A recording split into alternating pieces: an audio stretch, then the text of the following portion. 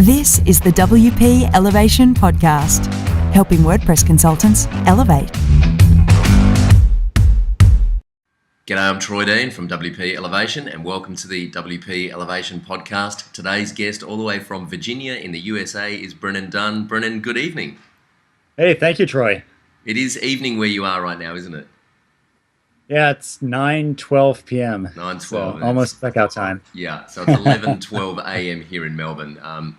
For those of you that don't know, Brennan is an author, has a great software app called PlanScope, which we'll talk about in a little while. We're going to run a competition during this podcast where Brennan has very, very generously decided to give away a seat in his Freelancing Masterclass. I'll put a link to this under the video so you can go check it out.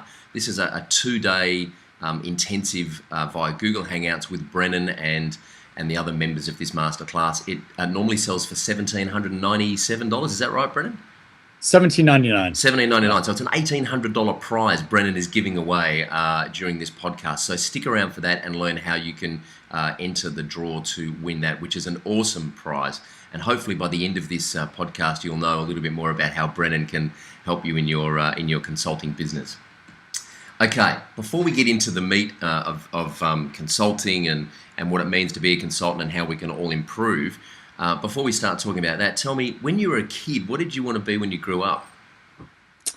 So when I was a kid, I wanted nothing to do with computers. Actually, well, I did. So my hobby was always computers, and I always feared that if I did it for a living, I would, it would become a job instead of a passion. Right. So I went to the liberal arts school and studied the classics, and I studied Greek and Latin and read Aristotle and Plato, and thought I'd be a professor or teacher. Wow. Who happened to dabble with like Linux on the side or something. But no, I actually ended up dropping out of school to go full time into consulting. So wow. And so when did didn't you really pan out. When did you discover the web? When did you fall in love with the internet? I think it would have been really sometime around high school, because I discovered PHP, and I was at what's called a magnet school, where they would have like a certain program that all the students would be a part of, and mine was communications. So I basically got to sit in the computer lab half the day every day, and there's only so much like Ultima Online and everything you can play while in school. So I just started learning about PHP, and I kind of grew a content management system that my school used, and I learned how to loop over arrays and do things like that. And I got to see like, wow, like people would start uploading photos of, this is long before Facebook and everything, so people would upload photos of like school events and stuff, and knowing like, okay, they went to a forum of mine, they clicked this, I know what code ran in the background, and just being fascinated by all that. I mean, this was all, again, pre kind of social network days, so there wasn't a lot of, it was all me kind of going to like the bookstore and finding one of those like massive tomes of like learn PHP in 30 days or whatever. Yeah. And just kind of like reading the book and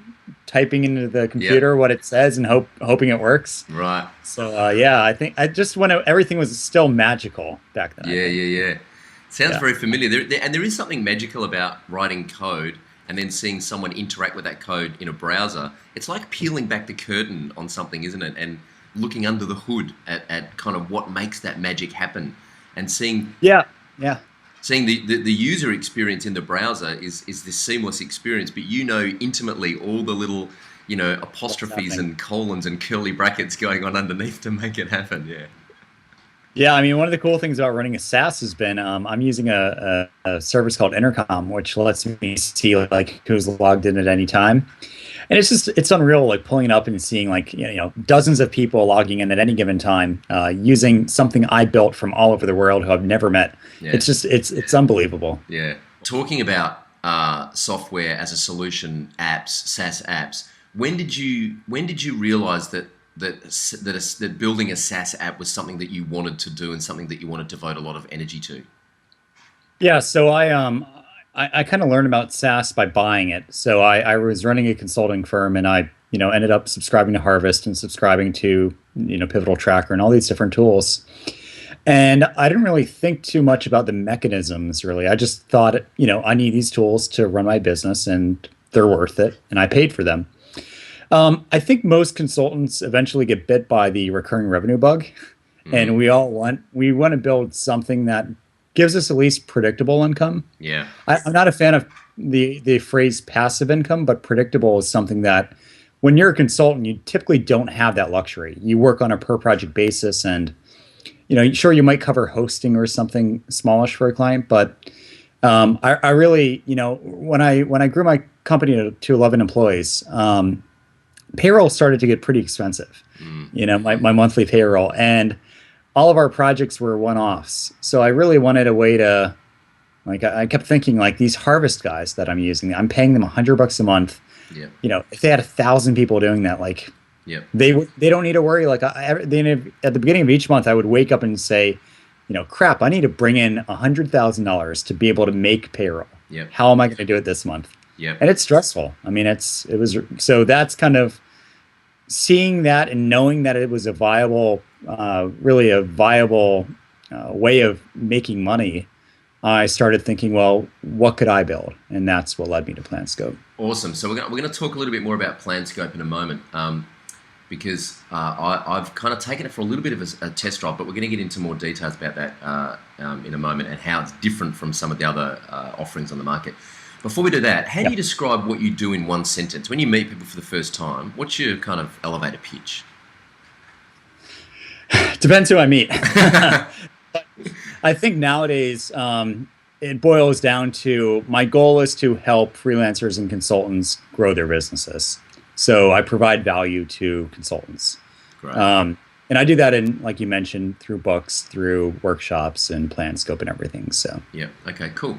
What do you spend most of your time actually doing day to day these days? Sitting in my inbox. Right. So a lot of email. I jump between things. So I'm trying now to really focus on, I used to spend a lot of days where I'd start the day off writing code in PlanScope, and then I'd move over to writing a newsletter, and then I'd go to email, and then I'd jump into doing something else. And it's a lot of context switching. So I'm starting to do a certain day will be PlanScope day, and then the next day will be email day, and then the next day will be writing day. And so we'll see how long that lasts. It's very haphazard. It's very, I just brought on somebody to help me with PlanScope and to do my support. Yep. But before that, I develop, design, market, support PlanScope, plus my newsletter, plus my books, plus everything else. Wow. So, that's a lot. When do you sleep? Well, it's funny because I really don't work, I can't remember the last time I worked more than maybe 30 hours a week. So I don't work a lot. Wow. But I just switch a lot, if Right. that makes sense. Gotcha. So I really when I'm not actively developing PlanScope, if I'm just kind of maintaining it, I may be doing 2 hours a week on PlanScope. So it's not it's not a lot. It's pretty on autopilot. But there's so many things I'm wanting to add and so many things I'm wanting to do otherwise that I tend to fill up my weeks. Sure. But I'm not doing an 80-hour. I'd kill myself if I had to do that. Great. Well, that's inspirational. We'll talk a little bit more about that in a moment. What's the one thing that keeps you awake at night? Well, I love info products in that I don't really need to worry about much. Books aren't going to crash. But, with PlanScope, I'm always kind of paranoid that, I again, because it's just me, if it were to go down in the middle of the night, first off, it wouldn't be the end of the world. Yeah. For my customers, right? It's not like I'm running an infrastructure product that is keeping their company alive. Sure. But I'm still kind of paranoid. I knock on wood, I haven't really had any significant downtime or anything or issues. But it's always, I've planned for, what if a hacker got in and did something, right? I have contingencies in place for all of that. But that's really the only thing that, again, I really like the books and the workshops and everything because you don't really, you don't have that issue. Yeah. But running a SaaS is a different beast. Yeah. And what do you do when you're not working? I spend a lot of time reading, and I spend a lot of time with my kids and my wife. Cool. So I work from home. I live in the suburbs and got a park stone's throw away from our house, and nice place to ride our bikes and go on runs and just do stuff. So it's definitely I work to live, not live to work. So. Awesome. It's funny, all the entrepreneurs I speak to that have children, the first thing they say is, when I say, what do you do when you're not working? They look at me, they're like, you don't have kids, do you? And I'm like, no, not yet. And they're like, because if you had kids, you wouldn't ask that question. You would know exactly what I'm doing when I'm not working. Just spending time with the family. And I think that's a real common driver for entrepreneurs as well, is to build this kind of business to support your lifestyle. And a lot of entrepreneurs prioritize lifestyle and have this business built to support the lifestyle, rather than having a lifestyle that is kind of molded around the business. And it's a real common thread. Yeah, I mean, definitely. I mean, again, I don't want to be on my deathbed when I'm older and looking back and saying, I wish I could have worked 100 hours a week. Yeah. No one. I'm not going to be saying that. I'm going to be saying, I'm going to be looking at the mistakes I probably already have made, like missing out due to client meetings on my kids' art show at school, and things like that. So. Yeah. You describe yourself as part consultant, one part consultant, one part counselor, and one part cheerleader, ass kicker in chief. What is it? So I do coaching, which is really the only kind of consulting I still do, because it's still my time. Yeah. And when I offer consulting or not, coaching to consultants is what I offer, which is basically, the premise is I'm finding people who run teams and they run it by themselves, right? So when I ran my team, there was no other principal but myself. And when employee issues would come up, or I was nervous about payroll or anything like that, I really didn't have anyone to vent to or ask advice of. So what I'm doing now is I'm helping people who kind of are in that position. So people who have small teams, and they want somebody who is who's on their side but doesn't have equity. So I've got a few people who I just basically I help counsel and help figure out goals and planning and everything like that. And I'm interested in how you draw the line between cheerleader and ass kicker in chief, or like how do you walk that line between? Yeah, so I mean, you obviously want to see people succeed, but you don't. I mean, it's really easy, and I'm guilty of it myself, to just talk a lot of hype and not really do much. So part of my goal when coaching people is, if they are not acting to achieve the goals that we set out, I need to kind of be bad cop sometimes and tell them, like, get their ass in line, and So I mean, people respect that. So. Yeah, cool. Yeah. Now you've got a fairly. I just want to talk about having quite a visible profile on the net. I discovered you, I don't know, maybe 3 months ago. I can't remember how, to be honest, but it was a blog post or a tweet or something that I saw. I clicked through, discovered your blog, started reading your articles, joined your mailing list. Was really impressed with the kind of content that you put out. You've obviously built a good profile for yourself, and I'm always interested in the decision that we make to kind of live part of our lives publicly on the internet. How has that affected you, or how do you manage that? Yeah, so it's weird because I'm really the biggest introvert you'll probably ever meet. I'm not a life of the party by any means, and it's kind of funny because whenever I try to explain it to my wife or my family, they just don't, And I'm not really. My following's not really that big. I mean, I've got a few thousand people who hear from me every week. A few thousand people have bought something from me, which is still a good amount, comparatively. So it's strange. I like it because I'm able to influence a lot of people at scale.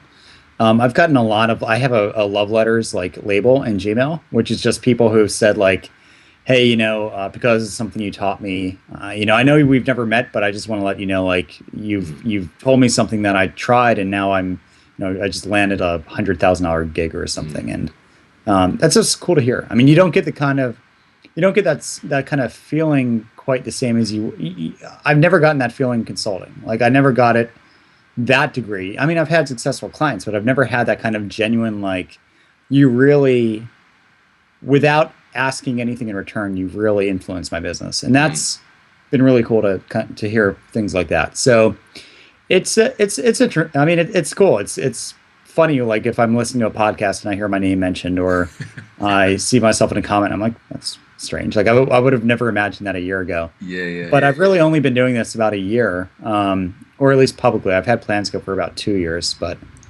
yeah. Yeah. It's and is it that feedback that you get from your customers that actually keeps you motivated to keep putting out good value and good content?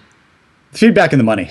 The money's the influencer that keeps the lights on. Yeah. But the feedback is great. It really does. It validates what I'm doing. I'm always kind of, when you take money from somebody in the form of selling them a product, it's always kind of, especially if it's a new product and you don't know if people are going to find the value that you think is in it. But once you start getting like people writing in without prompt and saying, I've really benefited from this, and it was worth, like, I paid you 50, but I got thousands in return in value.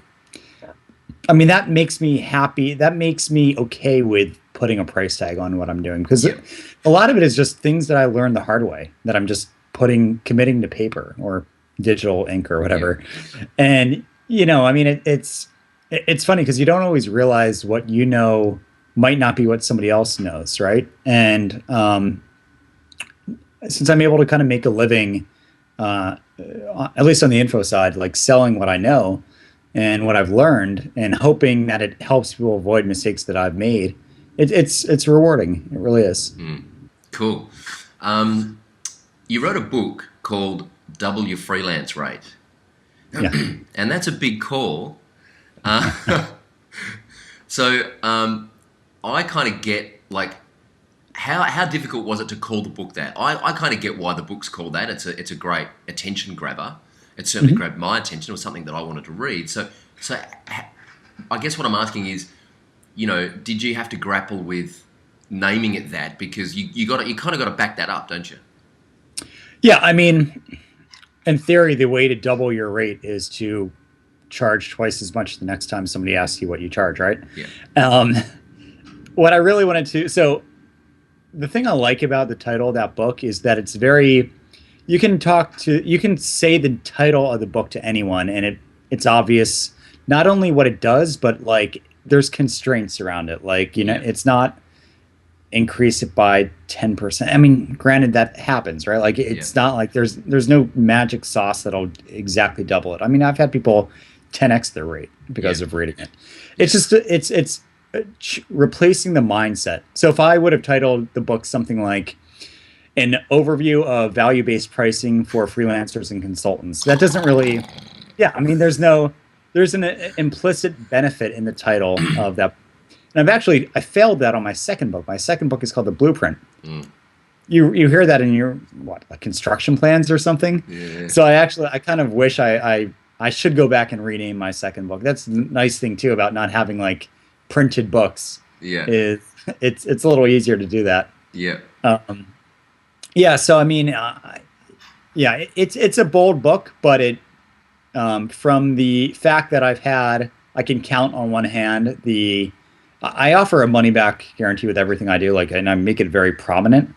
And I've had something like 3,000 sales of that book, and maybe like 4 or 5 refunds. Wow, that's great. So that's less than 1%, I imagine, I guess. That's fantastic. And I've had a lot more people writing in saying, and the proof is in that people will read that book and then they'll go on and buy something else. So that is a testimonial in itself, that if somebody spent money on you and they got value in return, and they're doing that again, then, so. Awesome. Nice segue into the software, Planscope. How did building Planscope come about? Like, at what point did you why, and at what point did you say, okay, I need to build something here because there's something I need and I can't get it and I need to build it?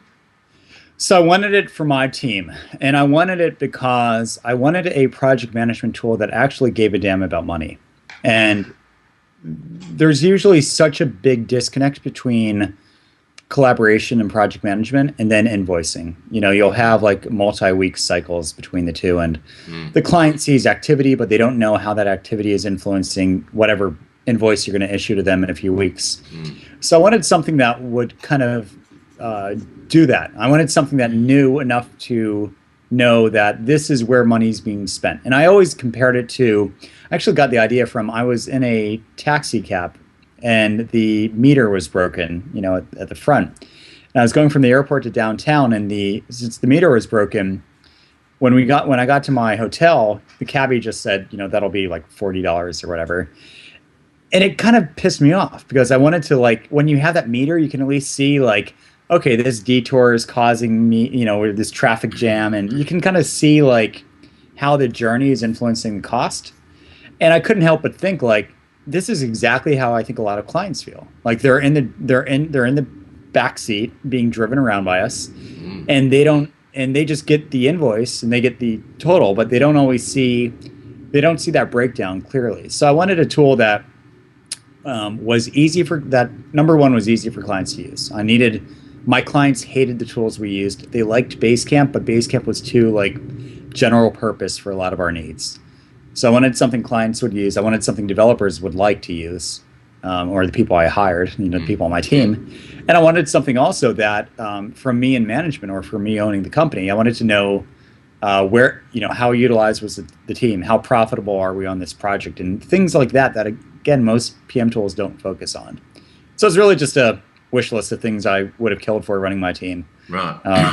And I'm using it now. I basically made it my transition out of consulting because I knew that I wanted to kind of build a big SaaS app eventually. And SaaS grows slowly. So I'm 2 years into it almost, and it's just now able to pay for my executive assistant when I had one. It's not going to pay for a huge team anytime soon, but we're bootstrapped, and we don't have external, or me, I'm bootstrapped. There's no we. There's no external funding or anything like that. So. Wow, great. So it's the classic kind of scratching your own itch product. But I made sure that I'm always reluctant to do that, because you want to make sure that you're not the only one with that itch. Yeah. So I did a lot of. I took Amy Hoy's 30 by 500 class. I did a lot of validation and just making sure that this wasn't a need that, first off, that this wasn't a need that only I had. And secondly, that this was a need that was so powerful for a business that they're going to spend money on fixing that problem. So. Awesome. And so you built Planscope yourself? You coded it up? I built, I designed it, I market it, I support it. Yeah, I do literally everything on it. What's it built in, out of curiosity? It's Ruby on Rails on the back end, and the front end is Backbone.js. Awesome. So it's a very JavaScript heavy app. Great. What was the marketing process like? How did you start? How did you get your first paying customers? So I had paying customers on the first day, and I did that because I had an announcement page where I was collecting emails. And I really, instead of you see so many startups fail by having like they'll have like a landing page and type in your email address to be the first to be notified. And then you put in your email address, and 6 months later you get an email from some thing you vaguely remember, but you don't really know who they are, telling you, hey, you're sign up now. And you're like, who are you again? So I what I did is I made it my goal, and this is kind of how eventually like my newsletter and everything came to be, was I really kept in touch with these people and told them like not only what I was doing, because I realized no one cares about me. They want to know what's in it for them. So I really focused on how what I was learning by building this could benefit them, and I was just giving general kind of consulting tidbits of advice. And again, this is why my newsletter is partly where it is now. It's because I realized that by keeping a list warm, an announcement list like that warm is much better than letting it go cold and letting them. I get things all the time from these startups who I put in my email address. I don't even remember who they are or why I cared in the first place, and I delete it. So yeah, there's much there's much more of a relationship between the people, isn't there? Like I know when I get emails, I care more about the story of the people behind the product that I'm using than I actually I mean, the product serves a purpose and gets me an outcome, but I have no emotional kind of relationship with the product. You know, I'm much more interested in listening to Jason Fry talk about being an entrepreneur and being a startup than I am about what new feature they've added to Basecamp, you know? Well, I mean, would use them as an example. I mean, Basecamp and its success is largely, I think, due more to signal versus noise than, than the product itself, which isn't a bad thing. It's just that's how. So that actually, to cycle back to your question, the kind of marketing I did originally outside of once it was live and in production, I did the typical startup marketing of let's buy some banner ads and drive traffic to the homepage.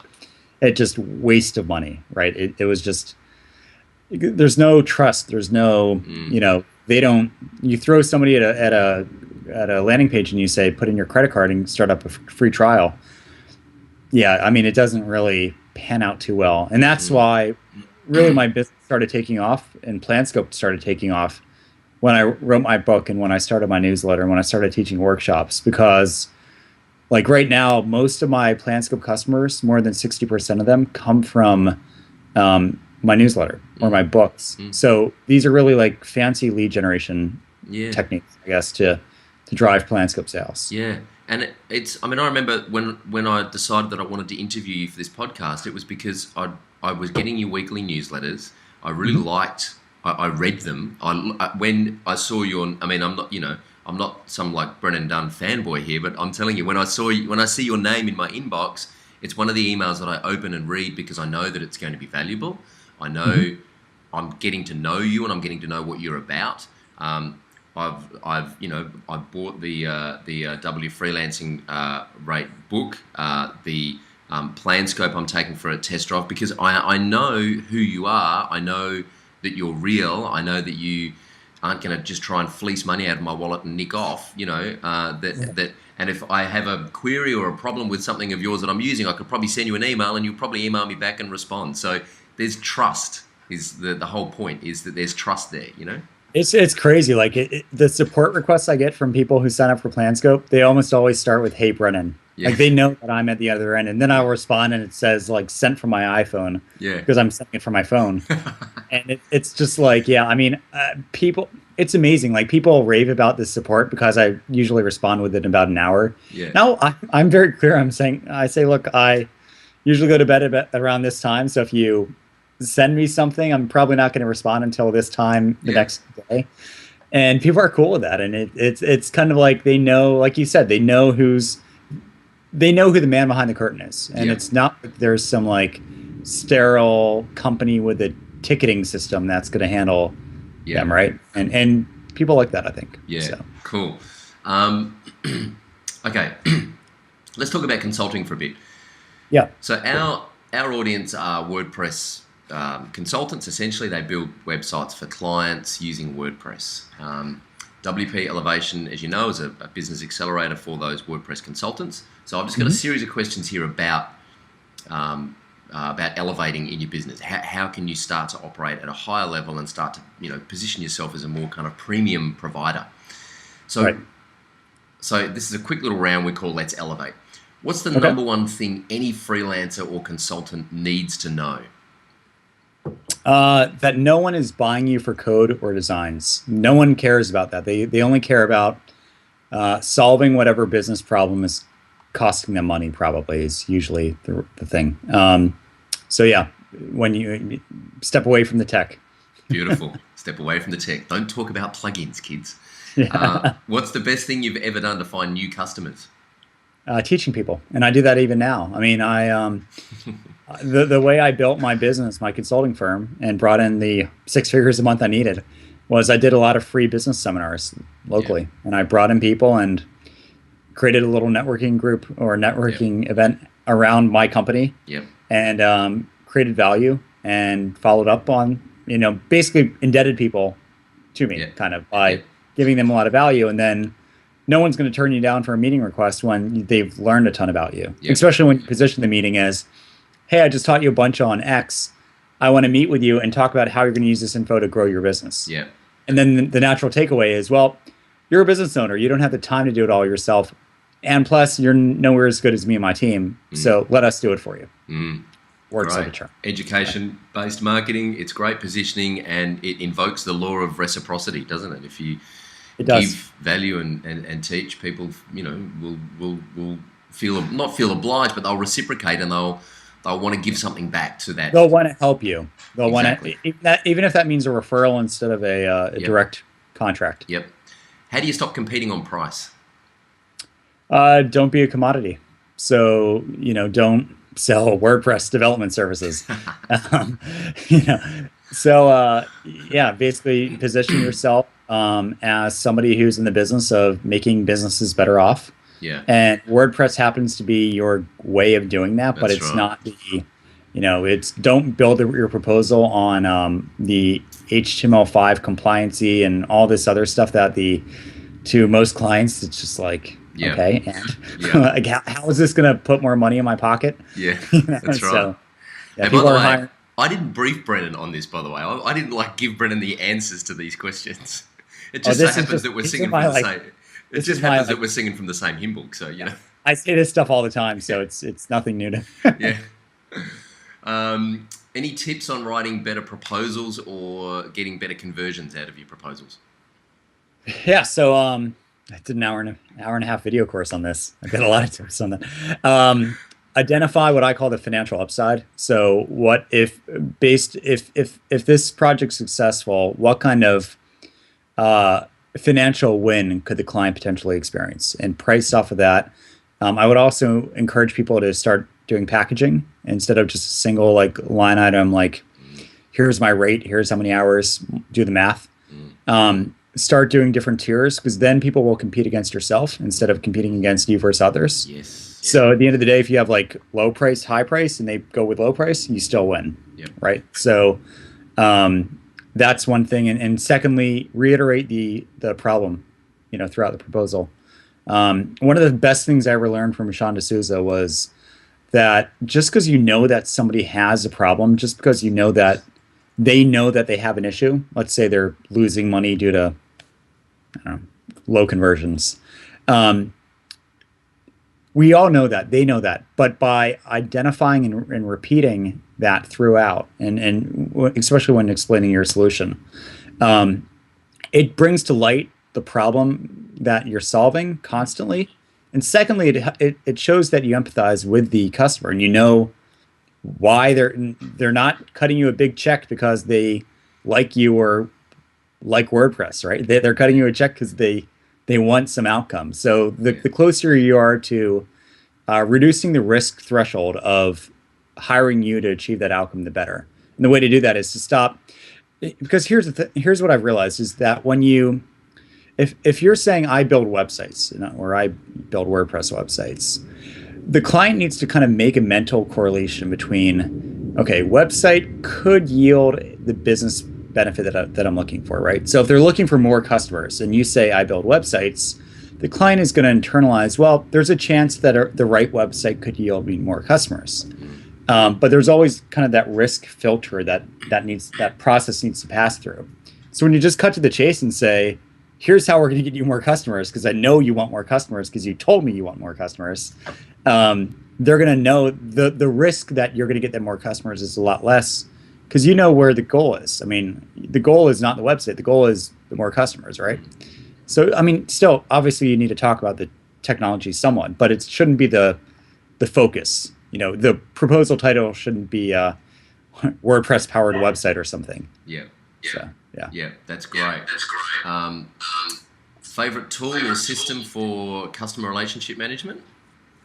So I've always been bad at that. I always kind of did it just knowing who my active leads were and everything, and my customers. I'm sorry, I think my dog just woke up. It's okay, that's fine. But yeah, I mean, I've nowadays I'm actually, now that I've got lots of customers, I've got thousands. I've actually just started using Infusionsoft, which Cool. isn't really. I wouldn't advise a typical WordPress consultant. It's very full featured, very expensive. But for what I'm doing, it's worthwhile. But for just general managing your pipeline and things, Pipedrive I like a lot. And there's also Stride app, which is another really good app. Pipedrive and Stride out, is it?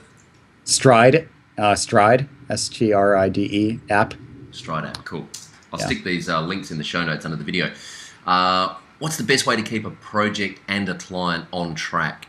So I'm biased. I think a tool called PlanScope is great for that. But overall, actually, I don't think it's a tool. I think it's more constant communication.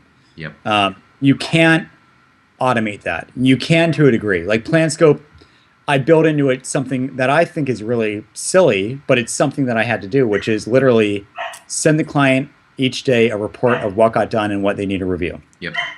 I automate that. I used to do that from scratch, and I encourage people just take the 10 minutes and write that. Yep. Because it shows that the less it's about them throwing a list of requirements over the wall and then you throwing something back later and risking divergence, the more you kind of keep in touch and keep each other on the same wavelength, the lower risk of failure. And when you fail due to scope divergence or thought divergence, it looks bad on you, and client's going to end up unhappy and a lot of other bad things. Yeah. So. I was talking to a bunch of WordPress consultants recently at a WordCamp about scope creep, and everyone else complains about scope creep. Oh, the client wants to add these new features and scope creep, and the client's so difficult. And I just said, if you're suffering scope creep, it's not your client's fault, it's your fault. Yeah. The client's not suffering scope creep, you're suffering scope creep. Yeah, and I mean, if you're billing for your time, okay, you're going to get paid more. But it's a very manageable. It's just people need to. One of the things that I always advocated is the more you're kind of in tune with the client's business versus their project, the more you know about their goals, the more you can kind of consult with them formally and say, like, so how does this new stuff get us closer to that target that we know that this project is trying to fix? Like the okay, you woke up with this great new idea. Awesome. Yeah. Let's fit it against the framework we've established and make sure that it actually holds water. It might be a great idea that actually moves us closer than what we thought before, right? Yep. It might be a good replacement for existing requirements. Yep. That's healthy. I mean, that's good. But yeah. It could also just be a distraction, and you've got a rush of blood to the head and you want this new feature because you've seen it somewhere else, and it might not actually get us closer. But you've got to have that conversation, don't you? Clients love it if you can say, I think this is a bad idea because it is going to keep you from making money faster, or whatever your goal is, or whatever. Yep. And here's why. I mean, they really respect that. Yep, absolutely. Any ideas for getting referrals from your existing network? So I do kind of a reverse follow-up sequence so once I deliver a project, I will go into my calendar and just set up like milestones. And I learned this from my realtor, because when my realtor sold me my house, he would call every, after 2 weeks, after a month, after 3 months, and just say, like, have you met your neighbors, or have you had any issues with the house? And part of him doing this was to keep us fresh, or him fresh in my mind, because homeowners tend to move, right? Or refer people. So I think the best way to do that is to proactively stay in touch with your former clients, and not just kind of like empty-headed stay in touch, but ask them, so the project we did, how is that? Do you have any metrics that you could share? Like, can you tell me about what kind of takeaways or what kind of results have you experienced because of what we did? And also, this is a great way to kind of build up a retainer option where you can say, well, how about we take the data you're getting and optimize it over time? But that's a different story altogether. Yeah. So I mean so I would go in reverse and just kind of, do a reverse follow-up sequence, I guess. So just consistently adding value to your existing clients. Exactly. And ask them directly, say, I would love for you to refer me to any of your business peers that you think could benefit from my services. There's not always an implicit understanding from clients that you want them to tell other people about you, right? So it doesn't hurt to remind them that you wouldn't mind them sending business your way. Yeah. And finally, what's the number one thing you can do to differentiate yourself? Or what's the number one thing a consultant can do to differentiate themselves? I think the best thing that a consultant could do is to stop really labeling themselves, like we talked about, as based on what they do.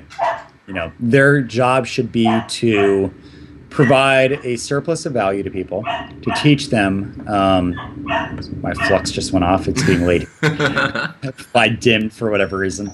To teach them a tremendous amount, ideally at scale. And what I mean by that is through like a seminar or an automated email sequence or something that doesn't involve you doing this one-to-one thing. So over deliver value, become a niche unto yourself. But I don't mean, people are always worried about niches because it kind of means the thought is that if I niche myself, I can't do anything else but that niche. But what I would do is look at your like former client list, see what you've done. And, if you've worked with a medical client, okay, great. Your niche is you do web development for medical companies, right? And that's just one of your niches now. But again, it's all about the risk mitigation. So you go to a client and you have a full presentation or something on how you are awesome and you understand, like just change your terminology. So instead of saying, we're going to help you get more customers, you say, well, I'm going to help you get more patients. Because that's more in line with what a medical person cares about. And just really tailoring your messaging and your proposal writing and everything toward the goal of bettering businesses, because businesses typically hire us. And the more we can step away from the commodity, the hammering, right? WordPress is my hammer. The more you get away from that and focus more on what kind of value and benefits you bring to your clients, and you make that the centerpiece of your business, the better. Yeah, so and I just think about tradespeople all the time. I always use this metaphor about tradies. If you hire a group of tradespeople to come around to your house and build a deck out in the backyard, they don't start off by telling you what brand drill and what brand power tools they're going to bring and what model ute they drive. They show you work that they've done in the past. They look at your backyard and they talk about how they're going to make it an awesome living space for you, and you give them the job and they come and build it. I have no idea what they use to do it. I don't care what they use. Basically, they sell tomorrow for you, right? Yeah, right. And I always, I work in typically Ruby on Rails, and we have a thing called test-driven development. So, automated testing and everything. And I see a lot of Ruby consultants who sell to their clients who are non-technical, like, oh, well, we do test-first development and we have automated tests and everything. And to your typical client, that doesn't mean anything to them, right? But it means a lot to us because we pride ourselves on it because we're good at it and we spend all this time getting good at it. So we want to talk about it. But it's such an easy twist where you can just put it on its head and say, well, because we use we develop in such a way that lowers the total cost of ownership. And to a client, they're going to say, total cost of ownership. I know what that means. That means this thing is going to cost me less money in the long run. Okay, I like that. And that's really all. You just need to figure out like not that HTML5 or responsive design or any of that stuff is bad or bad to say. Figure out why. Like responsive design, all you need to say is it will look awesome on iPhones, right? Like, right. Just figure out like what's in it for the client and why should they care about it. Yeah. So awesome. Hey, just before we wrap up, what's the future of Plan Scope? What does the future hold? So, for my business, or where do you see Plan Scope in 12 months or 2 years' time? So I'm hoping that within a year, that Plan Scope will be at 3x the revenue it's at now, and I will have a full-time developer working with me. I'm probably always going to do marketing and support, or at least be involved in all of that. But the development part, I could easily have somebody else assist with. And also, I think I just really want to really fine tune everything I'm doing. Like I've done a lot of. I like to call it, I'm making a lot of shots in the dark. Like every time I launch a new product or something, I'm still shooting in the dark, but the light in the room is getting a little brighter because I have more data, I have more everything, right? And I'm able to I'm acting on that. So I'm much more fine-tuned now, and I'm hoping I just can continue doing that. Right. And what do you think the future of SaaS apps looks like? The future of that whole kind of ecosystem? Where's that heading? Yeah, I mean, people always, especially with the whole like NSA Prism thing, people are always like, "Oh, no one's going to put anything in the cloud anymore," right? I think especially for B2B stuff, it's just going to continue to improve. I think for most companies, I think there's going to be more like private cloud stuff, but with like where you keep your data maybe in a place that you have more control over than the product owner's stuff, right? But me as a provider, I could say I built this awesome workflow and user experience around project management. Right now, I'm housing all the data on my server, right? So the application server is the database server too. Like it's all in the same system. But I could see maybe in the future, as privacy concerns and data ownership becomes more of an issue, having things where I provide the experience and the shell, right? And then the where that's housed maybe can be more up in the air. I don't know. Yeah. I mean, I don't see the model going away anytime soon. I think it's good for businesses because typically if you read like Joel Spolsky's Camels and Rubber Ducks story, he talks about how there's always been like a chasm between any software up to, I think, $1,000 and then software $50,000 or more. And the reason is anything up to $1,000, I can usually buy on a company credit card without really getting authorization from anyone, right? Yep. Whereas anything over that, like over the 50,000 or more, that's going to involve PowerPoint presentations from some salesperson who flies in to meet with your company. And there's always been that kind of middle ground, that no man's land. And I think what's really nice about SaaS is it allows us to creep into there over monthly, right? So you charge a company $500 a month, they're on board 2 years, that's 12,000 or something in revenue. So you can get more into that ground.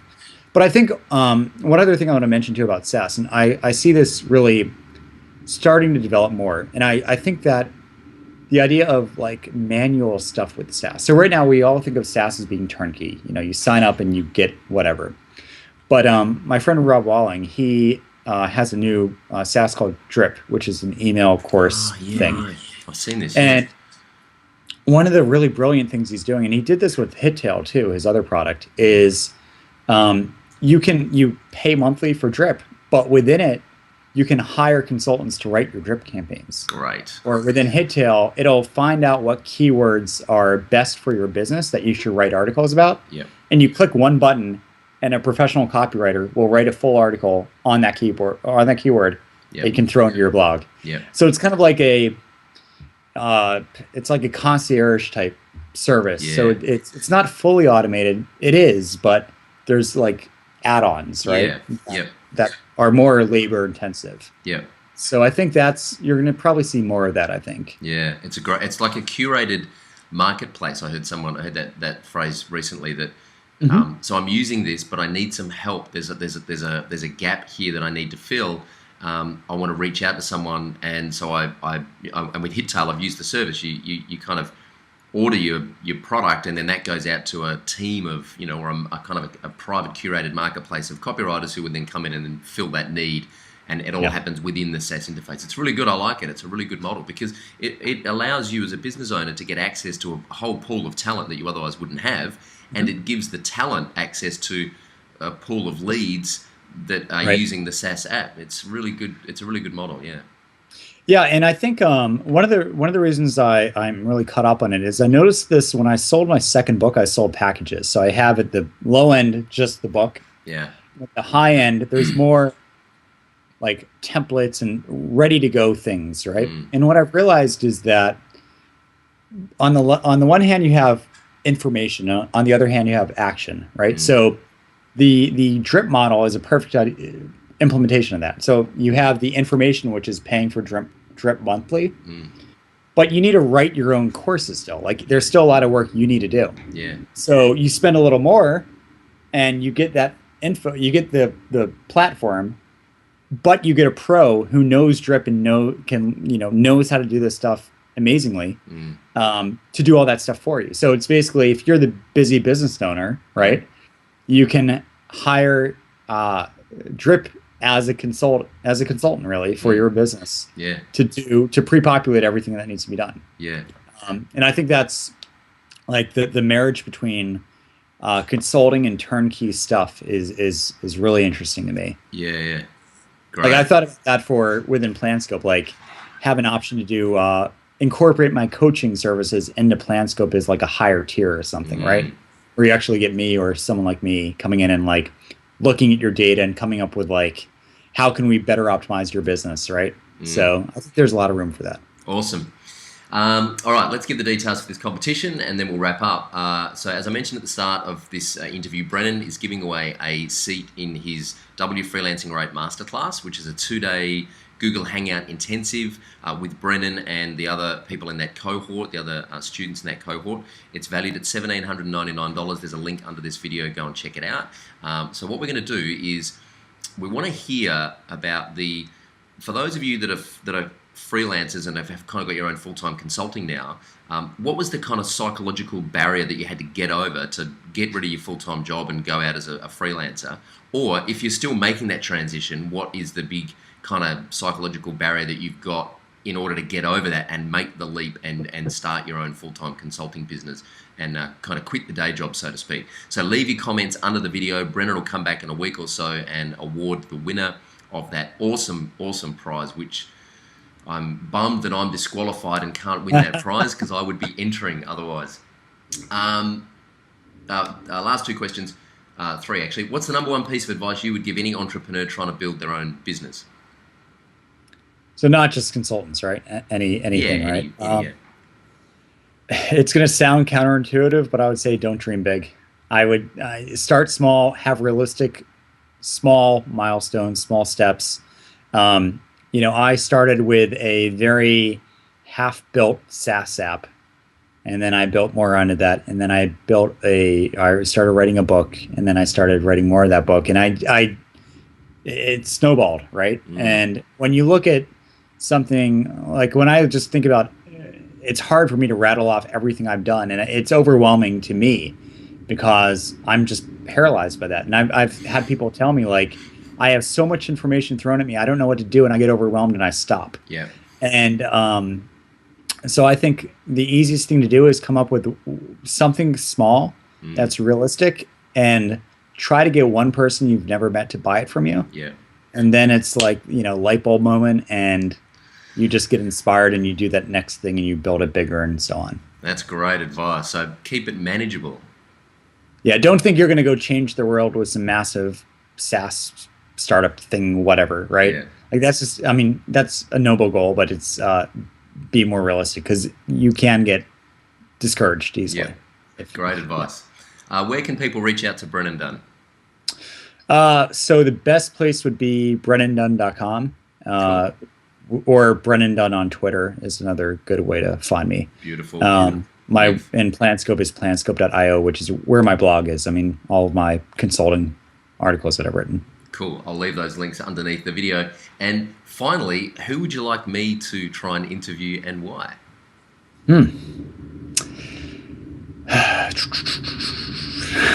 Which friend do I sick you on is the question. So one interesting guy, you've probably seen him around the internet recently, is Nathan Barry. Yeah.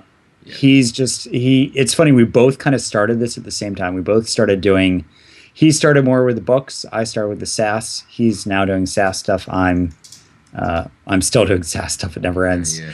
But young guy, early 20s, married with a kid. And he's just, it's unbelievable hearing the kind of story that what he's done over the last year.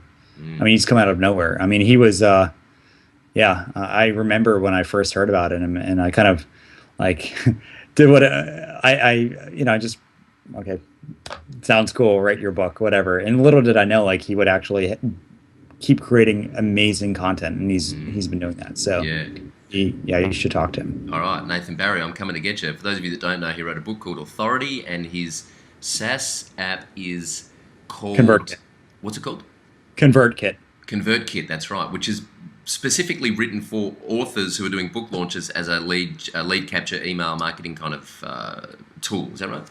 Yeah, well, no, it's more for really easy autoresponders. Right. So very easy. It'll generate a form that you can throw on your site, and you can say, fill out the form, and it will send you a lead magnet, like a PDF or a white paper or whatever. Yep. But then you can also get them on a multi-day or something email course to follow up with them.